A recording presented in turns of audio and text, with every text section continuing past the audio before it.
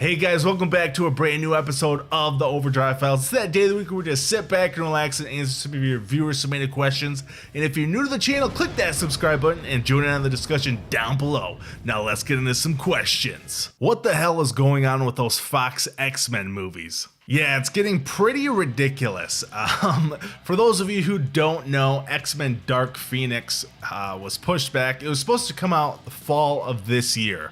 And Fox decided to push that back to February, I believe, of 2019. So it's a little less than a year away, but we were originally supposed to see that this fall.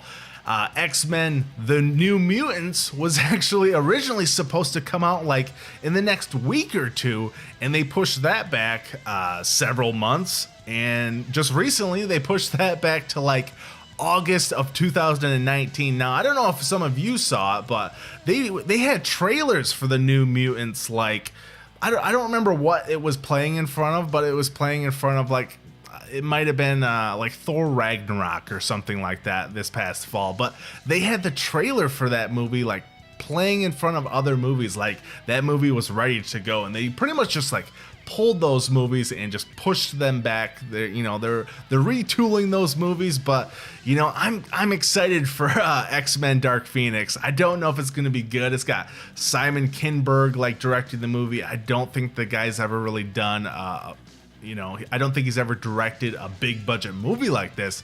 Mainly has just kind of produced movies.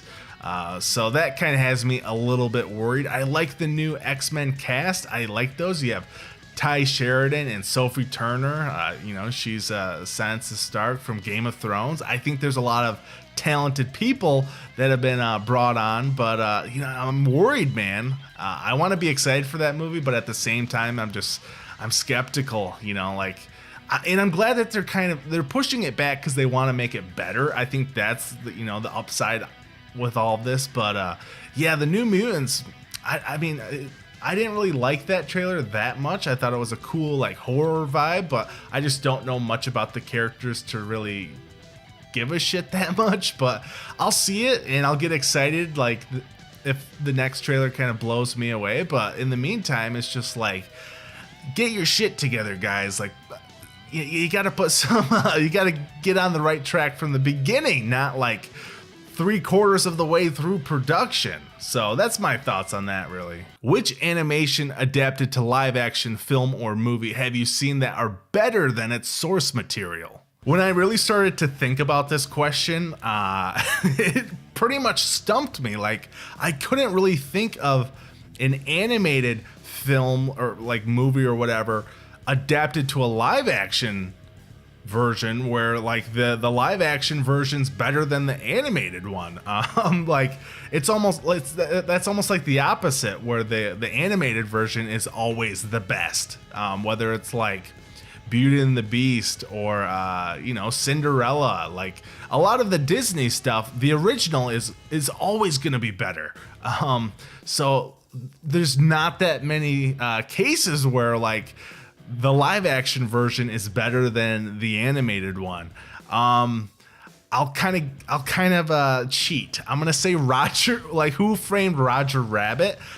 I mean, okay, that's not really a true form of like animation adapted to live action, but that's like the only example of like with this question that I can think of where like you have the source material. There's tons of other characters, like you have Looney Tunes in there. There's tons and tons of like other properties in Who Framed Roger Rabbit. And I think like I absolutely love that movie. I adore Who Framed Roger Rabbit. I grew up watching that movie. So there's just not that many cases where I can think of like a live action movie being better than the previous like animation film. Especially with anime. I mean, I wouldn't say the live action Ghost in the Shell movie is better than the original, by no means, but I think like that might be one of the strongest ones. What is there, like Dragon Ball Z Evolution? I've never seen that. I've heard that's like the worst movie in the world, like one of the worst ones, but like there's just not that many cases. Like this is a question that like if you look back at all this stuff, like all these other movies that have come out, and there's just hardly any. But guys, if you know of any like live action movies that are better than the animated ones that came out before them, let me know down below. I'd love to hear what ones you got. What do you think of the upcoming Super Mario movie? Are they going to have Mario do a bunch of talking, or is he going to be mostly the silent hero that we've come accustomed to? That is a very good question. Like the way you portray Mario in the movie, and it's being made by Illumination Entertainment, which they do like the Despicable Me movies, which I think is a good thing. I like the way those movies look. They're not too like, I don't know. I just the way they render like those 3D characters, I think it would work really well with kind of like the Mario franchise. But you have to be really careful how you portray Mario. Like you can't just have him be this like yapping like, you know, Italian plumber here. Like in the way like his voice or accent is, like it has to be right. You have to find a great balance of like the way his accent is. So like, I don't know. I think it'd probably be best to keep him to be silent and maybe have him surrounded by like supporting characters that can talk a little more. But at the same time, I want Mario to be kind of like the lead guy here.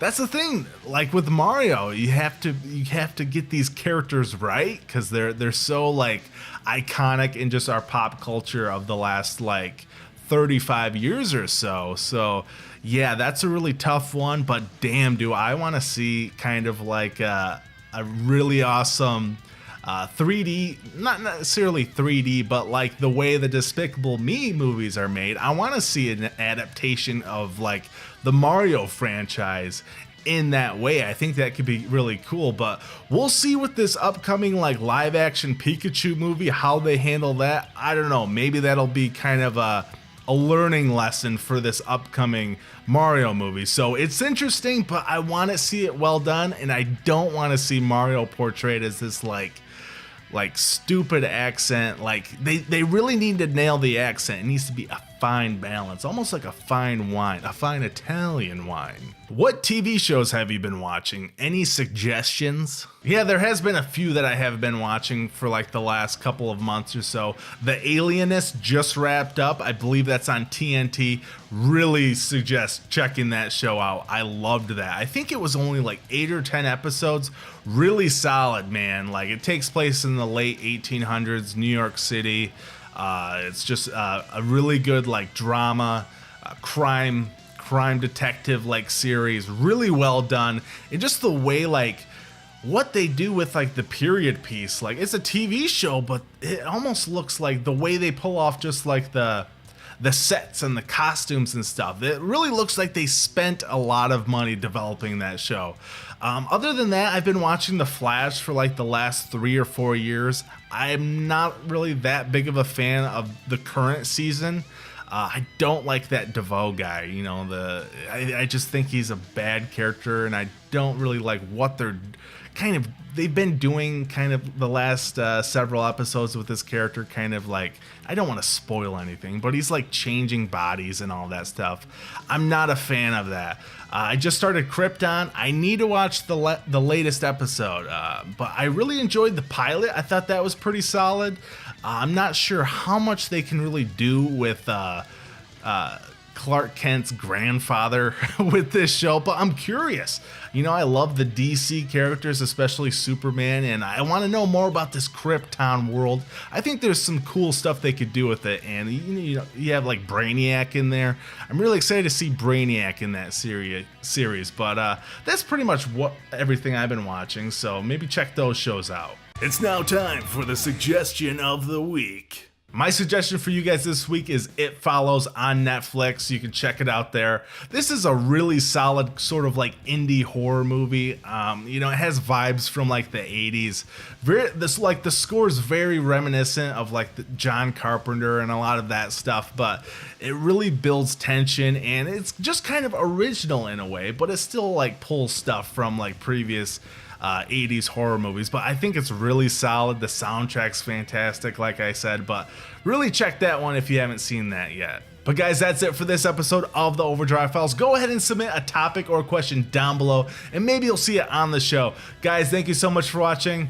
I'm Rex Overdrive. I'll see you next time.